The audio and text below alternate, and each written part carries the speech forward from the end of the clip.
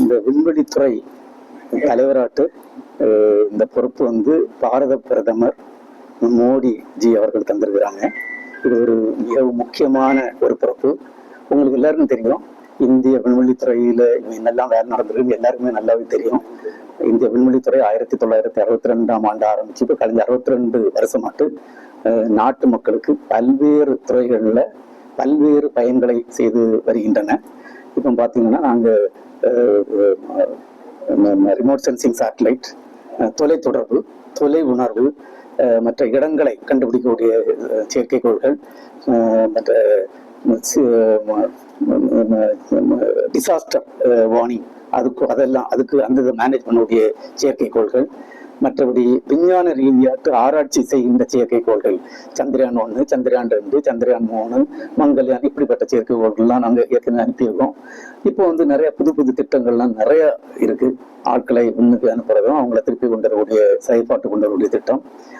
மற்றபடி சந்திரயான் 4 நிலாவில் தரையிறங்கி அங்கிருந்து சாம்பிள் எடுத்து திருப்பி கொண்டு வந்து ஆராய்ச்சி செய்யக்கூடிய திட்டங்கள்.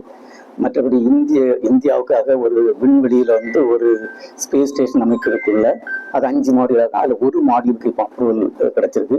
அதே மாதிரி இவங்க பார்த்தீங்கன்னா நாங்கள் 1980 வந்து முத ராக்கெட் SLV-3 அனுப்புகிறோம். அதுக்கு கொண்டு போன செயற்கைக்கோளுடைய எடை வந்து 34 கிலோகிராம். இப்போ அதே மாதிரி 1000 பங்கு எடை உள்ள செயற்கைக்கோளை கொண்டு போறதுக்கு புதுசாட்டு ஒரு நெக்ஸ்ட் ஜெனரேஷன் லான்ச் வெஹிக்கிள் வந்து இப்போ வந்து ஆராய்ச்சி நடந்து அதை தயாரிக்கக்கூடிய முயற்சி நடந்துட்டு இருக்கு. இது போல நிறைய முயற்சிகள் இருக்கு. எனக்கு இந்த பதவி கிடைச்சதுக்கு பார்த்தீங்கன்னா அதுக்கு வந்து நிறைய காரணங்கள் உண்டு. ஒன்று வந்து மிகவும் முக்கியமானது வந்து இறைவனுடைய அருள்.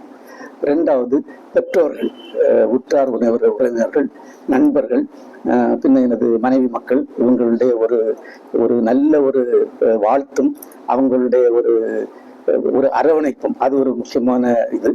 அது மட்டும் இல்லாத இந்திய விண்வெளித்துறையில எனக்கு நான் வேலை பார்த்த எல்லா ஆபீசர்ஸும் ரொம்ப நல்லவங்க.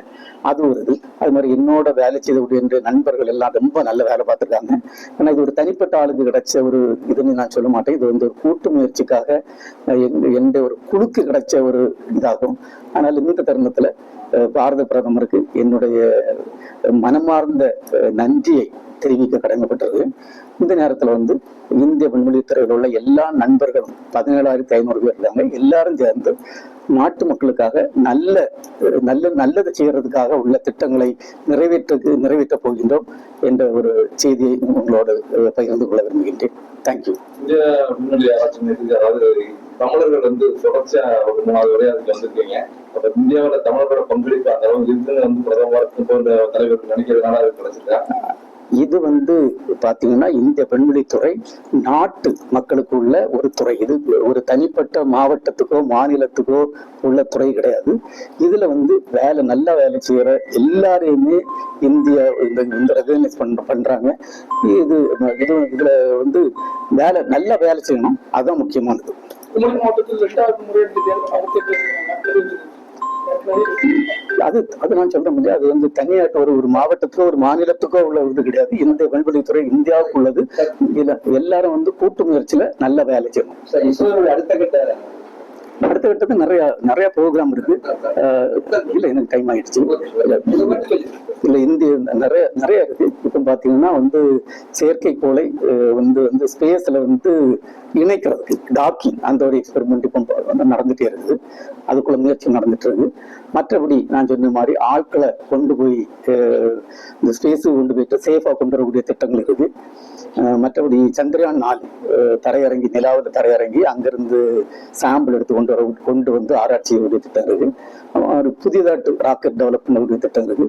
மொத்தத்தில் பார்த்தீங்கன்னா இப்படி ஒரு 55 செயற்கைக்கோள் இருக்கு. நம்மளுக்கு நிறைய செயற்கைக்கோள்கள் வேணும்.